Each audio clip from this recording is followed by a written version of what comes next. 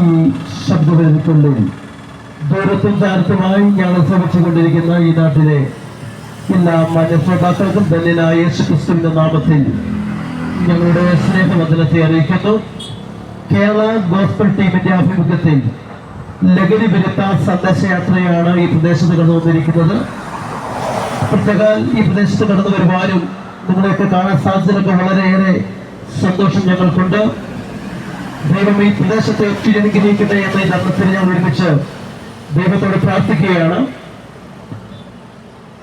വളരെയേറെ സന്തോഷത്തോടെയാണ് ഞങ്ങൾ ഈ ദേശത്ത് നിങ്ങളെ അഭിസംബോധന ചെയ്യുന്നത്.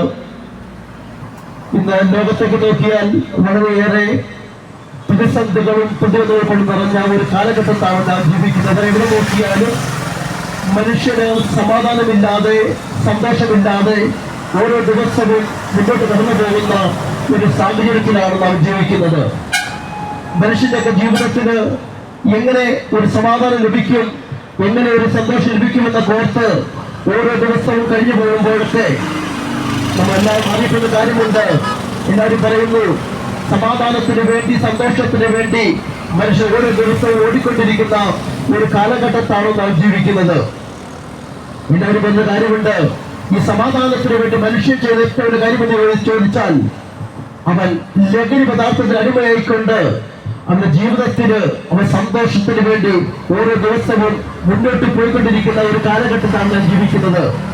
ഈ സമാധാനത്തിന് വേണ്ടി മനുഷ്യൻ ചെയ്ത ഏറ്റവും ഒരു കാര്യം എന്ന് പറഞ്ഞാൽ അവൻ മദ്യത്തിന് ആശ്രയിക്കുന്നു, അവൻ മയക്കുമരുന്നിനെ ആശ്രയിക്കുന്നു, അവൻ കഞ്ചാവിനെ ആശ്രയിക്കുന്നു. അവരുടെ ജീവിതത്തിന്റെ അകത്ത് യഥാർത്ഥമായിട്ട് സമാധാനത്തിന് വേണ്ടി അവൻ മദ്യത്തിനും കഞ്ചാവിനും ആശ്രയിച്ച് അവൻ മുന്നോട്ട് കടന്നു പോകുമ്പോൾ അവസാനം ഒരു മുഴ കയറിനകത്തോ അല്പ വിഷത്തിന്റെ അകത്തോ ഈ ലോകത്തെ ജീവിതം അവസാനിപ്പിക്കുന്ന എത്ര കുടുംബക്കാരെ നമുക്ക് കാണാൻ കഴിയും, എത്ര ചെറുപ്പക്കാരെ നമുക്ക് കാണാൻ കഴിയും. ഇതിന്റെ എല്ലാം പുറകിൽ വ്യാപരിക്കുന്ന ഒരു ശക്തി എന്ന് പറഞ്ഞാൽ അവർ ഏതെങ്കിലും ഒരു ലഹരി പദാർത്ഥത്തിന് അടിമയായിരിക്കും. ഈ ലഹരി പദാർത്ഥത്തിന് അടിമയായ മനുഷ്യന് ഇനി എന്തെങ്കിലും മാറ്റം സംഭവിക്കുമോ, ഇനി എനിക്ക് മാറ്റം വരുമോ എന്നോർത്ത് നിങ്ങളായിരിക്കുന്നുവെങ്കിൽ ഇന്ന് പകൽ ഈ ദേശത്തെ ഞങ്ങൾ അഭിസംബോധന ചെയ്യുമ്പോൾ കാര്യം ഓർക്കുക. നാളുകളായി മദ്യത്തിനടിമയായി മയക്കുമരുന്നിനടിമയായി ജീവിതത്തിന്റെ അകത്ത് സമാധാനമില്ലാതെ സന്തോഷമില്ലാതായിരിക്കുന്നുവെങ്കിലും അവിടെ നിന്ന് മാറ്റം വരുത്തുന്ന ഒരു മാർഗമുണ്ട്. ആ മാർഗത്തിന്റെ പേരാണ് സുവിശേഷം എന്ന് പറയുന്നത്. ഇന്ന് പകൽ ഈ ദേശത്തിൽ നിന്നുകൊണ്ട് ഞങ്ങൾ ഈ മാറ്റത്തെ കുറിച്ച് പറയുവാൻ ഞങ്ങൾക്ക് ആവശ്യമെന്ന് പറഞ്ഞാൽ മനുഷ്യന്റെ ജീവിതത്തിന്റെ അകത്ത് എല്ലാവരും സന്തോഷത്തിന് വേണ്ടി സമാധാനത്തിന് വേണ്ടി ആഗ്രഹിക്കുന്നവരാണ് നാം എല്ലാവരും. എന്നാൽ അത് ലഭിക്കാതെ വരുമ്പോഴാണ് ഈ ലോകത്തെ ജീവിതം എല്ലാവരും അവസാനിപ്പിക്കുന്ന കാര്യം മറന്നു പോകരുത്. അങ്ങനെയാണെങ്കിൽ ആളുകളായി മദ്യത്തിന് ആശ്രയിച്ച് കഞ്ചാവിനെ ആശ്രയിച്ച് അല്ലെങ്കിൽ ലഹരി പദാർത്ഥത്തിന് അടിമയായി ജീവിതത്തിനകത്ത് സമാധാനമില്ലെങ്കിൽ സമാധാനം തരുന്ന ഒരു മാർഗമുണ്ട്. ആ മാർഗത്തിന്റെ പേരാണ് സുവിശേഷം എന്ന് പറയുന്നത്. അതുകൊണ്ട് ഞങ്ങൾ ഈ ദേശത്തിന് പറയും, ജീവിതത്തിന്റെ അകത്ത് നാളുകളായി സമാധാനമില്ലാതെ സന്തോഷമില്ലാതെ ആയിരിക്കുന്നുവെങ്കിലും അവിടെ നിന്ന് മാറ്റം വരുത്തുന്ന ഒരു മാർഗമുണ്ട്. ആ മാർഗമാണ് സുവിശേഷം എന്ന് പറയുന്നത്. എന്താണ് സുവിശേഷം എന്ന് ചോദിച്ചാൽ ഉത്തരം നല്ല വാർത്തയാണ്. സുവിശേഷം ജീവിതത്തിന്റെ അകത്ത് സമാധാനം തരുന്ന മാർഗമാണ്, സന്തോഷം തരുന്ന മാർഗമാണ്, എല്ലാവരെയും സ്നേഹിക്കാൻ പഠിപ്പിക്കുന്ന ഒരു മാർഗമുണ്ട്. ആ മാർഗത്തിന്റെ പേരാണ് യേശുക്രിസ്തുവിന്റെ സുവിശേഷം എന്ന് പറയുന്നത്. ഈ സുവിശേഷത്തെ കുറിച്ച് ഞാൻ ദേശത്ത് നിന്നുകൊണ്ട് ഇത് പറയുവാൻ ഉണ്ടായ കാരണമെന്ന് ചോദിച്ചാൽ ഈ സുവിശേഷം ഏത് സ്ഥലത്തൊക്കെ ചെന്നിട്ടുണ്ട് അവിടെയൊക്കെ വലിയ സമാധാനം ഉണ്ടായിട്ടുണ്ട്, അവിടെ വലിയ സന്തോഷം ഉണ്ടായിട്ടുണ്ട്. ജീവിതത്തിന്റെ അകത്ത് സന്തോഷം തരുന്നതും സമാധാനം തരുന്നതുമായ ഒറ്റ മാർഗമാണ് യേശുക്രിസ്തുവിന്റെ സുവിശേഷം എന്ന് പറയുന്നത്. ഇത് പകൽ ദേശത്തിന് പറയാം. സുവിശേഷം എന്ന് പറഞ്ഞാൽ ഒരു മതത്തിന്റെ പ്രസംഗമല്ല സുവിശേഷം. സുവിശേഷം ഒരു മാർഗമാണ്.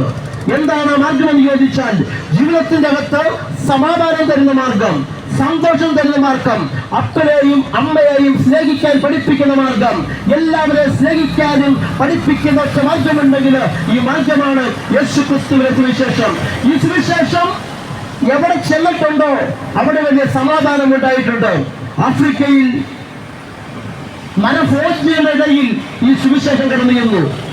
മനുഷ്യരെ പച്ചയായി കഴിക്കുന്ന ആഫ്രിക്കയിൽ മനഫോജികളുടെയിൽ ഈ സുവിശേഷം കടന്നു ചെന്നു. എന്നാൽ സുവിശേഷത്തിന് മുമ്പില് മനഫോജികൾ മുട്ടുമടക്കി ഈ സുവിശേഷത്തെ സ്വീകരിക്കണമെന്നു. അവരുടെ ജീവിതത്തിൽ വലിയ മാറ്റം വന്നു. ഞാൻ ഒരു കാര്യം പറയാം, മരഭോജിയെ മരസ്നേഹിയാക്കി മാറ്റിയ മാർഗമുണ്ടെങ്കിൽ ആ മാർഗമാണ് യേശു ക്രിസ്തുവിന്റെ സുവിശേഷം. അതുകൊണ്ട് ഇന്ന് പകൽ ഈ ദേശത്തോട് പറയാം, നിങ്ങൾ ജീവിതത്തിന്റെ അകത്ത് നാളുകളായി സമാധാനമില്ലാതെ സന്തോഷമില്ലാതെ എല്ലാവരും തള്ളിക്കളഞ്ഞ് മാറ്റി നിർത്തിയെങ്കിലും നിങ്ങളുടെ ജീവിതത്തിന് സമാധാനം തരാനും നിങ്ങളെ സ്നേഹിക്കുന്ന ഒറ്റ ഒരു മാർഗമുണ്ടെങ്കിൽ ആ മാർഗമാണ് യേശു ക്രിസ്തുവിന്റെ സുവിശേഷം. എന്തുകൊണ്ടാണ് യേശു ക്രിസ്തുവിനെ കുറിച്ച് ഇങ്ങനെ പരസ്യമായി പരസ്യ സ്ഥലത്ത് നിന്നുകൊണ്ട് എന്തുകൊണ്ടാണ് യേശു ക്രിസ്തുവിനെ കുറിച്ച് ഞങ്ങൾ പ്രസംഗിക്കാനുള്ള കാരണം? എന്തുകൊണ്ടാണെന്ന് നിങ്ങൾ എല്ലാവരും ചോദിക്കാറുണ്ട്. നിങ്ങൾക്കൊരു പണിയില്ലേ എന്ന് ചോദിച്ചാൽ നിങ്ങളെല്ലാവർക്കും ഒരു പണിയില്ലാത്തത് കൊണ്ടല്ല ഞങ്ങൾ യേശു ക്രിസ്തുവിനെ പരസ്യമായി ഈ സ്ഥലത്ത് നിന്നുകൊണ്ട് പ്രസംഗിക്കുന്നത്. എന്തുകൊണ്ടാണെന്ന് ചോദിച്ചാൽ യേശു ക്രിസ്തു പറഞ്ഞ കാര്യങ്ങളുണ്ട്.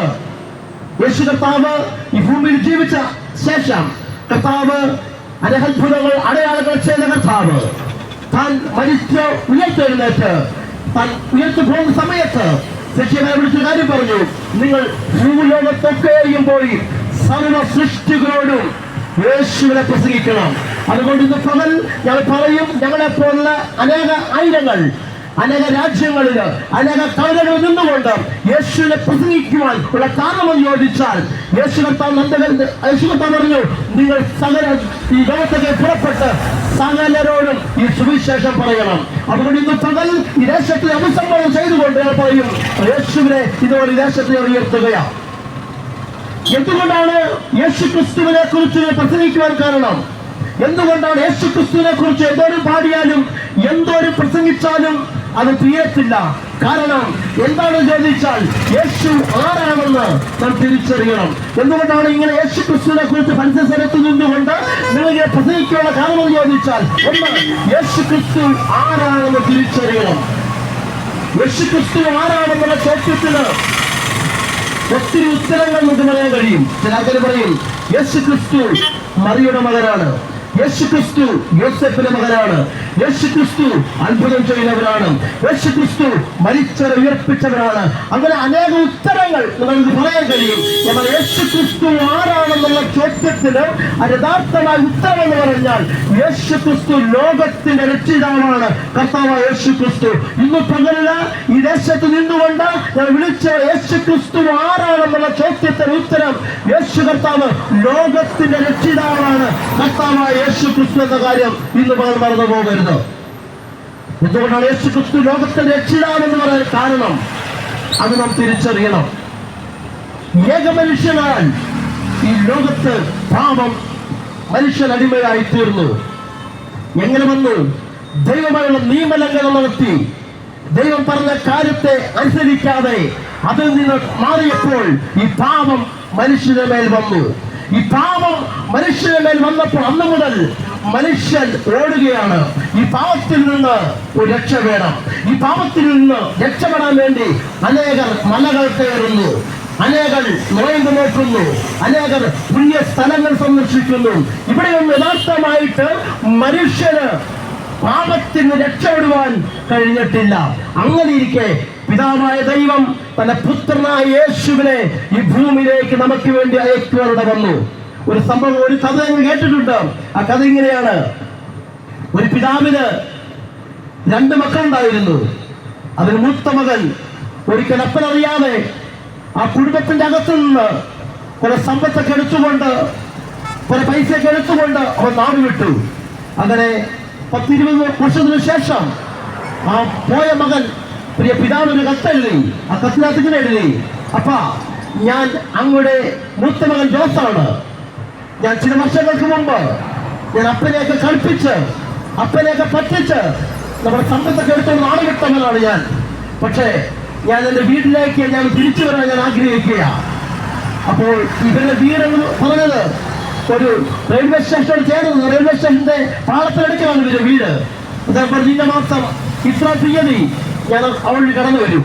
അങ്ങനെ ഞാൻ കടന്നു വരുമ്പോൾ എന്റെ അപ്പനോട് സ്നേഹമുണ്ടെങ്കിൽ, അപ്പനെ പാപമെല്ലാം ക്ഷമിച്ചെങ്കിൽ, എന്റെ തെറ്റെല്ലാം ക്ഷമിച്ചെങ്കിൽ, നമ്മുടെ വീടിന് മുമ്പിൽ ഒരു വെള്ളക്കൊടി കിട്ടിയാൽ ഞാൻ എൻ്റെ അപ്പൻ എന്നോട് ക്ഷമിച്ചെന്ന് ഞാൻ കരുതും, അല്ലെങ്കിൽ ഒരിക്കലും ഞാൻ തിരിച്ചു വരാതെ എന്നേക്കുമായി ഈ ലൈനിൽ അതേ വഴി ഇവിടെ ഇറങ്ങാതെ ഞാൻ പോയിക്കൊള്ളാമെന്ന് പറഞ്ഞുകൊണ്ട് പ്രിയ മകൻ അപ്പന് കത്തെഴുതി. അങ്ങനെ ആ ദിവസം വന്നെത്തിയ സമയത്ത് ആ മകൻ കടന്നു വരുമ്പോൾ ആയിരക്കണക്കിന് കൊടികൾ കെട്ടിക്കൊണ്ട് തന്റെ പിതാവ് തന്റെ മകന് വേണ്ടി കാത്തിരിക്കുക. ആ വെള്ളക്കൊടി കണ്ടപ്പോൾ ആ പ്രിയ മകൻ അടുത്ത റെയിൽവേ സ്റ്റേഷൻ ഇറങ്ങിയപ്പോൾ തന്റെ പിതാവും തന്റെ സഹോദരന്മാരും ആ നാട്ടിലെല്ലാവരും ചേർന്ന് ആ നഷ്ടപ്പെട്ട മകനെ കിട്ടിയ സന്തോഷത്താൽ അവരൊത്തിരി സന്തോഷിക്കാനോടെ വന്നു. ഉടനെ ആ മകൻ അപ്പനോട് കാര്യം ചോദിച്ചു, അപ്പാ ഞാൻ ഒറ്റ കൊടി കെട്ടാനല്ല പറഞ്ഞത്, പിന്നെ എന്തിനാ ആയിരക്കണക്കിന് കൊടി കെട്ടി ഇങ്ങനെ എന്തിനാണ് സ്നേഹം കാണിച്ചെന്ന് ചോദിച്ചപ്പോൾ ആ പിതാവ് പറഞ്ഞു, മകനെ നീ ഒറ്റ കൊടി എന്നോട് ചോദിച്ചോളൂ, പക്ഷെ ഞാൻ ഒരു കൊടി കെട്ടിയിട്ട് നീ എന്നെ കണ്ടില്ല എങ്കിൽ, ആ കൊടി നീ കണ്ടില്ലെങ്കിൽ നീ എന്നേക്കുമായി എനിക്ക് നഷ്ടപ്പെട്ടു പോകും.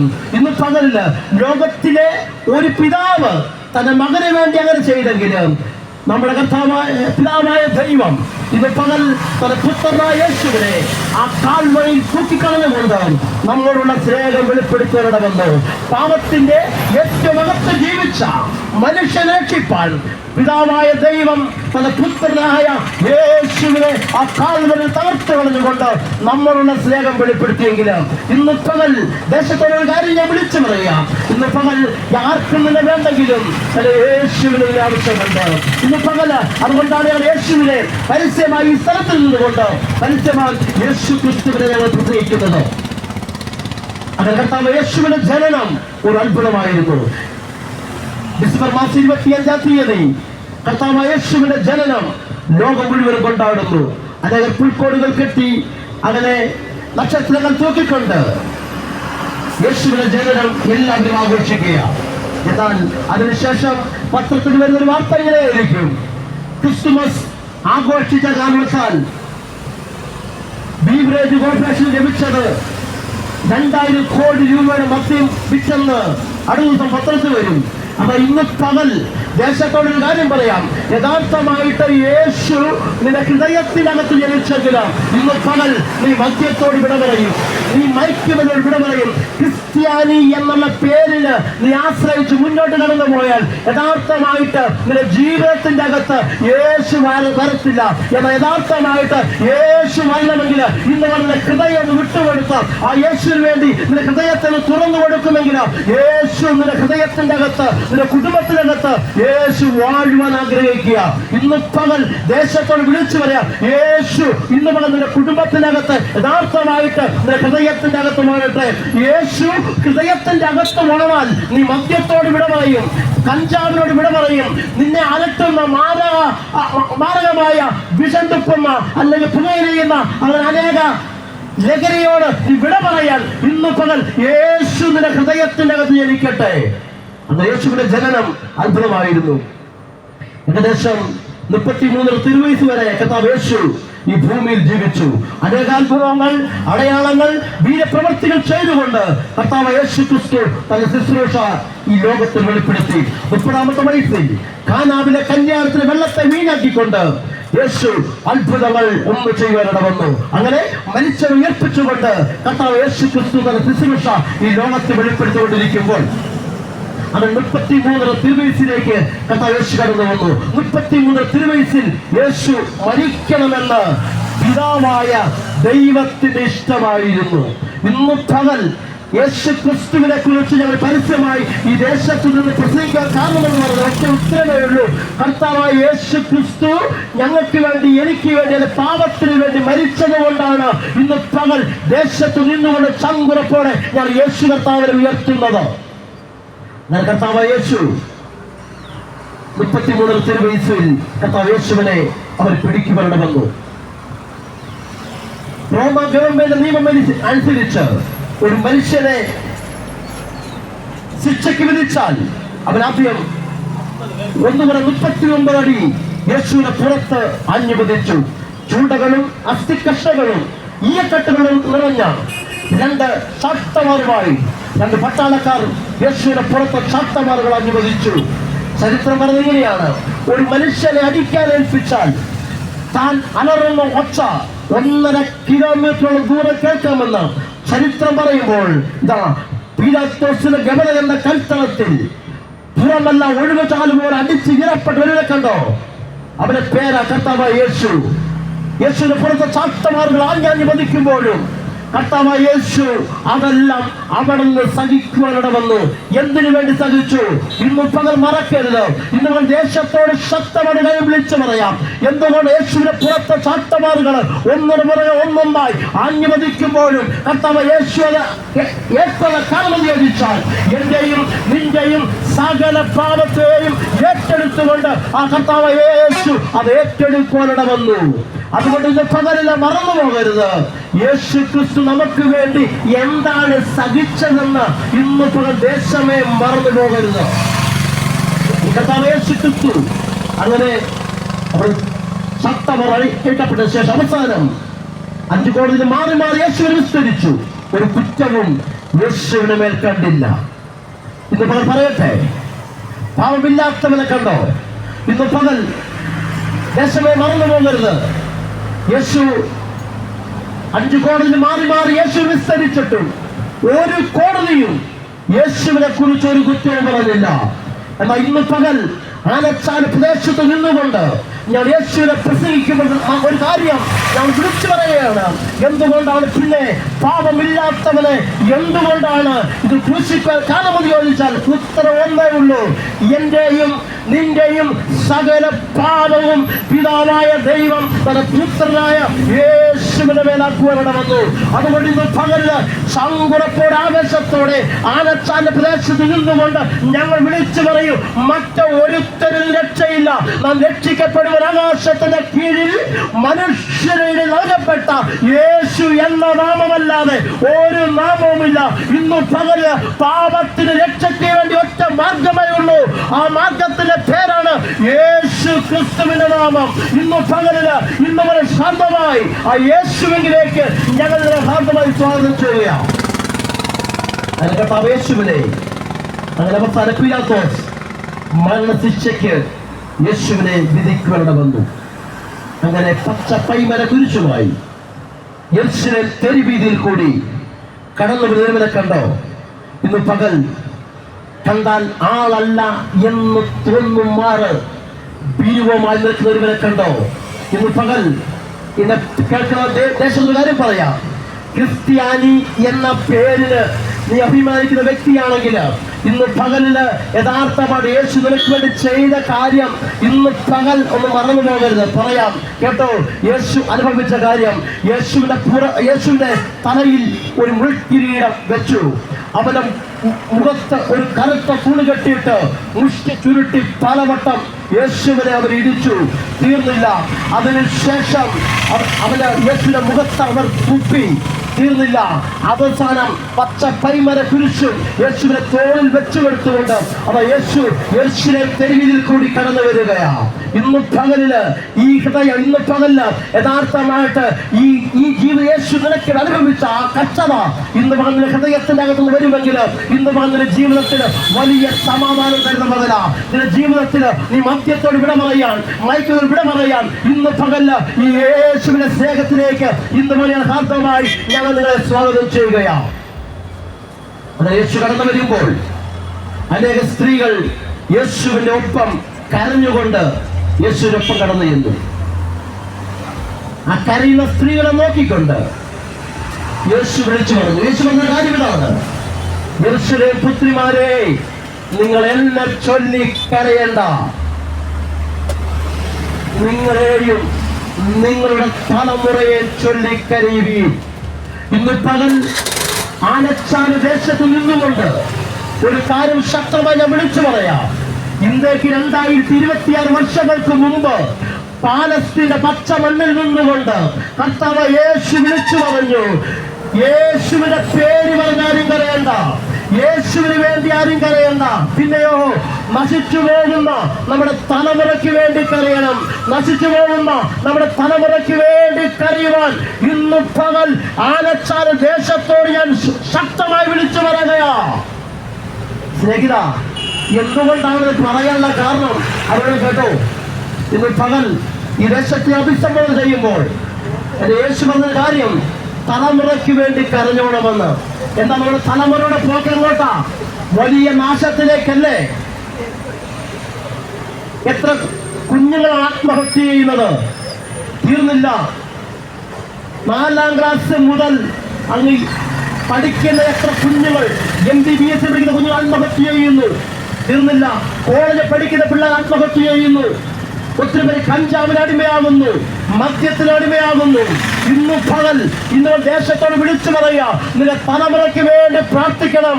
നിന്റെ തലമുറ നശിച്ചു പോകാതിരിക്കാൻ, നിന്റെ തലമുറ ആത്മഹത്യ ചെയ്യാതിരിക്കാൻ, ഇന്ന് പകൽ നിന്റെ തലമുറ നാശത്തിലേക്ക് പോകാതിരിക്കാൻ ഇന്ന് തലമുറയ്ക്ക് വേണ്ടി പ്രാർത്ഥിക്കാൻ ഇന്ന് വഴി ദേശത്തോട് അസന്നിഗ്ധമായി ഞാൻ വിളിച്ചു പറയുകയാ. നമ്മുടെ തലമുറ നാശത്തിലേക്ക് പോകരുത്, അവർ ആത്മഹത്യ ചെയ്യരുത്. അവർക്ക് നല്ല വിദ്യാഭ്യാസം ലഭിക്കുന്നതിന് വേണ്ടി, അവര് സന്തോഷമായി തീരുന്നതിന് വേണ്ടി, നമ്മുടെ തലമുറയ്ക്ക് വേണ്ടി നമുക്ക് ദൈവത്തോട് പ്രാർത്ഥിക്കാൻ ഇന്ന് നമ്മൾ എത്ര പേര് തയ്യാറാകും? അവർക്ക് നല്ല ഫുഡ് കൊടുത്തില്ലെങ്കിലും, നല്ല ആഹാരം കൊടുത്തില്ലെങ്കിലും, ഇന്ന് പകല് അവരുടെ ഹൃദയത്തിനകത്ത് ഒരു ദൈവഭയം അവരെ കൊടുക്കുവാൻ ഇന്ന് അവർ എത്ര പേര് തയ്യാറാകുമെന്ന കാര്യം ഇന്ന് പകൽ മറന്നു പോകരുത്. അത് യേശു വിളിച്ചു പറഞ്ഞു, നിങ്ങൾ എന്നെ ചൊല്ലി കരയണ്ട, പിന്നെയോ നശിച്ചു പോകുന്ന തലമുറയ്ക്ക് വേണ്ടി കരയണം. അങ്ങനെ കർത്താവ് യേശു ക്രൂശ് ചുമന്നുകൊണ്ട് അങ്ങനെ ഗോൽഗോത്ത എന്ന സ്ഥലത്ത് 2 കള്ളന്മാരെ നടുവിൽ കർത്താവ് യേശുവിനെ അവർ ക്രൂശിക്കുവാനിട വന്നു. ഇന്ന് പകൽ ദേശത്തോട് ചോദിക്കട്ടെ, 2 കള്ളന്മാരുടെ നടുവിൽ കിടക്കുന്ന ഒരുവരെ കണ്ടോ? അവന്റെ പേരാ കർത്താവ് യേശു ക്രിസ്തു. ഇന്ന് പകൽ ആ ക്രൂശിനകത്ത് കിടന്നുകൊണ്ട് യേശു ഉറക്കെ വിളിച്ച് പ്രാണനെ വിട്ടു. എന്താണ് യേശു വിളിച്ചു പറഞ്ഞത്? ഇന്ന് പകൽ ആനച്ചാല് ദേശത്തോട് ശക്തമായി ഞാനൊരു കാര്യം വിളിച്ചു പറയാം.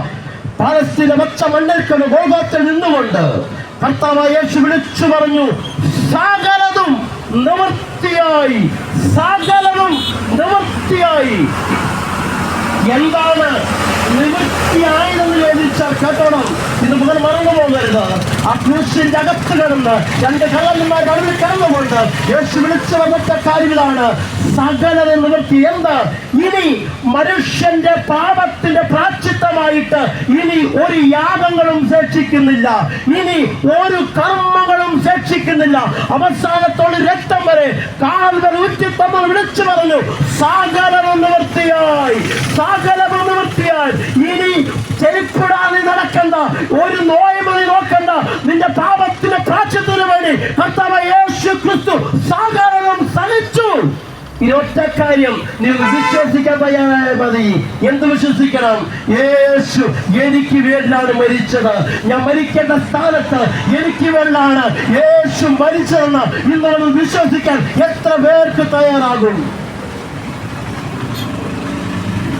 ഈ ദേശമേ ഇന്ന് പല വാക്കുകൾ നിർത്തുകയാ. പക്ഷെ ചോദിക്കട്ടെ, അവസാനത്തോണ്ട് രക്തം വരെ കാൽകുറ്റി തമ്മിൽ പറഞ്ഞു സകലത് നിവൃത്തിയായി. അങ്ങനെ യേശു ഉറക്കെ വിളിച്ച് പ്രാണനെ വിട്ടു കർത്താവ് യേശു. അങ്ങനെ കർത്താവ് യേശു എല്ലാവരും പറഞ്ഞു, സുവിശേഷം ഇവിടം കൊണ്ട് തീർന്നു എന്ന് പറഞ്ഞാൽ യേശു കല്ലറയുടെ അകത്ത് ഒതുങ്ങിയപ്പോൾ സകലരും പറഞ്ഞു, യേശു ക്രിസ്ത്യാനിത്വം ഇവിടം കൊണ്ട് തീർന്നു പോയെന്ന്. എന്നാൽ ഇന്നും പകൽ ആനച്ചാല് ദേശത്തോടൊന്ന് പറഞ്ഞിട്ടേ പോകുള്ളൂ. ഇന്നും പകലില് കല്ലറയുടെ അകത്ത് കല്ലറകത്ത് യേശു അടച്ചപ്പോൾ സകലരും പറഞ്ഞു, അവനെ പരിപാടികൾ തീർന്നു, ക്രിസ്ത്യാനിത്വം ഇവിടെ തീർന്നെന്ന് സകലരും വിധി എഴുതിയപ്പോൾ ഇന്ന് പോലെ പറയാ, അങ്ങനെ കല്ലറ കൊണ്ട് അവസാനിച്ച ഒരു യേശുവിനെ പ്രസംഗിക്കാൻ ഞങ്ങൾക്ക് ഇവിടെ സമയമില്ല, അതിനുവേണ്ടി കടന്നു വരത്തില്ല. എന്നാൽ 3 ദിവസമേ യേശുവിനെ കല്ലറകത്ത് നിൽക്കാൻ കഴിഞ്ഞുള്ളൂ. 3ാമത്തെ ദിവസം, ഹേ മരണമേ നിന്റെ ജയമെവിടെ, ഹേ മരണമേ നിന്റെ വിഷമുള്ളവിടെ എന്ന് ചോദിച്ചുകൊണ്ട് ഒരുവർ ഉയർത്തെഴുന്നേറ്റു. അവന്റെ പേര് കർത്താവായ യേശു ക്രിസ്തു. ഇന്ന് പകല് അനേകം മഹാന്മാർ മരണമെന്ന മഹാസത്യത്തിന്റെ മുമ്പിൽ മുട്ടുമടക്കി തോറ്റുപോയപ്പോൾ ഇന്ന് പകൽ ഞങ്ങൾ ഉയർത്തി കാണിക്കുന്ന കർത്താവായ യേശു മരണം കൊണ്ട് അവസാനിച്ചവരല്ല. അവൻ മരണത്തെ ജയിച്ചവനാണ്. ലോകം കണ്ട അനേക മഹാന്മാരായ പ്ലേറ്റോയും ജൂലിയസ് സീസറും ഹിറ്റ്ലറും മഹാത്മാഗാന്ധിയും ഇന്ദിരാഗാന്ധിയും രാജീവ് ഗാന്ധിയും ഇവരൊക്കെ മരണമെന്ന മഹാസത്യത്തിന് മുമ്പിൽ മുട്ടിമടക്കി തോറ്റുപോയപ്പോൾ ഞങ്ങൾ ഉയർത്തി കാണിക്കുന്ന കർത്താവായ യേശു മരണങ്ങൾ അവസാനിച്ചില്ല. മൂന്നാമത്തെ ദിവസം മരണമേ നിന്റെ ജയമെവിടെ, മരണമേ നിന്റെ വിഷമുള്ളവരെ എന്ന് ചോദിച്ചുകൊണ്ട് ഉയർത്തെഴുന്നേറ്റ ഒറ്റ ഒരു വരവേ ഉള്ളൂ. അവന്റെ പേരാണ് കർത്താവായ യേശു ക്രിസ്തു. അങ്ങനെ കർത്താവ് യേശു ക്രിസ്തു മൂന്നാം ആൾ തന്നെ വെച്ചിരുന്ന കല്ലറയെ ഭേദിച്ചുകൊണ്ട് അവൻ ഉയർത്തെഴുന്നേറ്റു. അതിനുശേഷം യേശു പറഞ്ഞൊരു കാര്യമുണ്ട്. കർത്താവ് സ്വർഗ്ഗാരോഹണം ചെയ്യുന്ന സമയത്ത് കർത്താവ് യേശു ഒരു കാര്യം പറഞ്ഞിങ്ങനെയാണ്, ഞാൻ പോയതുപോലെ മടങ്ങി വരും. ഇന്ന് പകൽ അനേക മഹാന്മാർ ഇവിടെ മരിച്ചവരൊക്കെ പറഞ്ഞപ്പോൾ മരിച്ചതിനെപ്പാട് പറഞ്ഞു കാണും, എനിക്കിവിടെ ഒരു സ്മാരകം പണിതേക്കണം, എന്റെ ഓർമ്മയ്ക്കായി ഒരു വീട് പണിതേക്കണം എന്നൊക്കെ പറഞ്ഞു കാണും. പക്ഷേ ഞങ്ങൾ ഉയർത്തി കാണിക്കുന്ന യേശു പറഞ്ഞു, ഞാൻ പോയതുപോലെ ഞാൻ മടങ്ങി വരും. ഇന്നു പകൽ ആനച്ചാര ദേശകാരനെ വിളിച്ചു പറയാം, ഞങ്ങളെപ്പോലുള്ള ഒത്തിരി പേര് അനേക രാജ്യങ്ങളില് അനേക സ്ഥലങ്ങളിൽ നിന്നുകൊണ്ട് പരസ്യമായി യേശുവിനെ പ്രസംഗിച്ചുകൊണ്ടിരിക്കുക. പക്ഷെ ഞങ്ങളൊരു കാര്യം പറയും, അധികം നാള് ഇത് പ്രസംഗിക്കാൻ ഞങ്ങൾ ഇവിടെ കാണത്തില്ല. അധികം നാള് ഇത് പ്രസംഗിക്കാൻ ഞങ്ങൾ കാണത്തില്ല. കാരണം ഞങ്ങളുടെ യേശു മടങ്ങി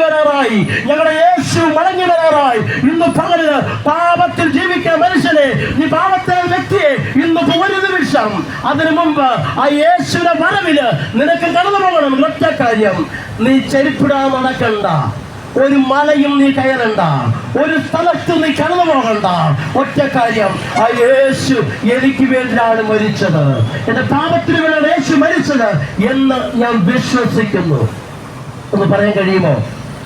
ഇന്ന് പകൽ ഒരു കാര്യം പറയട്ടെ, യേശു ആരാണ്? യേശു ഏക മധ്യസ്ഥനാണ്. ലോകത്ത് ഒറ്റ ഇന്ന് പകൽ ദൈവത്തിന്റെയും മനുഷ്യരുടെ ഇടയിൽ ഒറ്റ മധ്യസ്ഥനേ ഉള്ളൂ.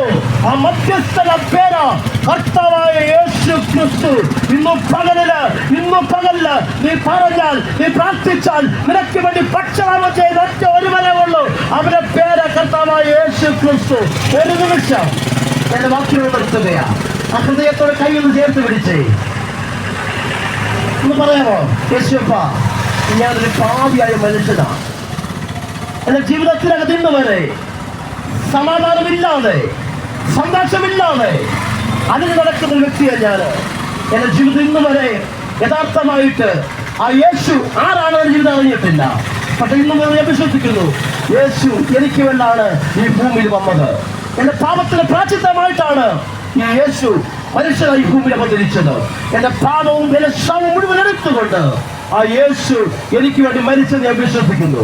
ഇന്നു മുതൽ ഞാൻ അങ്ങയുടെ മകനായി ജീവിക്കാം. ഒരു നിമിഷം ഒന്ന് പ്രാർത്ഥിച്ചേ. ഹൃദയത്തിനകത്തേക്ക് കൈ ചേർത്ത് പിടിച്ചേ. പറയാം, കർത്താവേ, ഞാൻ പാപിയായ മനുഷ്യനാണ്. ഇന്ന് പകൽ രോഗത്താൽ ഭാരപ്പെട്ട് കഷ്ടതയോടെ നീ ആയിരിക്കുന്ന ഈ ഒരു നിമിഷം യേശുപ്പ, യേശുവിനെ എനിക്ക് വേണം. ഇന്ന് പകൽ അങ്ങയുടെ മകനായി ജീവിക്കാൻ ഞാൻ ആഗ്രഹിക്കുക. നിന്റെ ജീവിതത്തില് രോഗത്താൽ ഭാരപ്പെടുന്ന ഒരു വ്യക്തിയാണോ നീ? അല്ല, ആത്മഹത്യ മാത്രം കൈമുതലായിരിക്കുകയാണോ?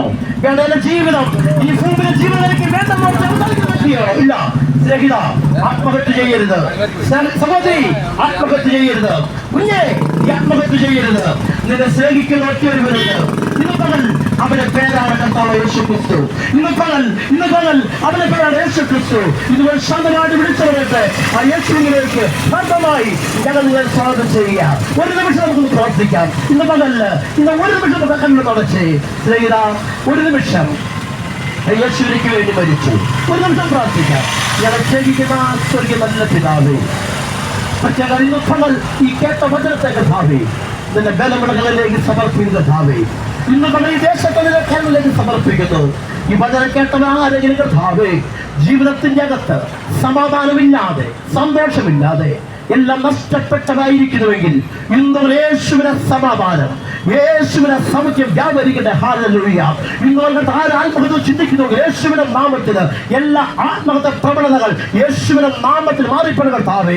ഇന്ന് കർത്താവ് ചിലരുടെ പേര് ജീവന പുസ്തകങ്ങൾ സ്തോത്രം ചെയ്ത് കർത്താവേ. ഈ ദേശത്തെ കർത്താവിലുള്ള കർത്താവ് എല്ലാ ഓട്ടോ ഡ്രൈവേഴ്സ്, വ്യാപാര വ്യവസായ സർവജനത്തെയും ഇന്ന് യേശുവിന്റെ നാമത്തിൽ അനുഗ്രഹിച്ച് പ്രാർത്ഥിക്കുന്നു.